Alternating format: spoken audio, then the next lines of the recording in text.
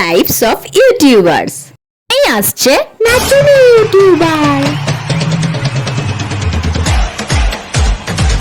এবার ডেকে নেওয়া হবে গরিব ইউটিউবার। বন্ধুরা, আমি খুব গরিব, আমি সকাল থেকে কিচ্ছু খাইনি বন্ধুরা, শুধু সকালে একটুখানি বিরিয়ানি খেয়েছিলাম, এখন দুপুর 12টা বাজে, আমি কিছু খাইনি বন্ধুরা।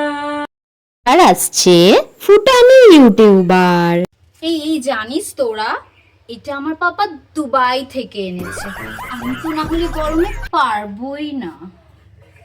চলে এসেছে সবার প্রিয় ফুড ব্লগার।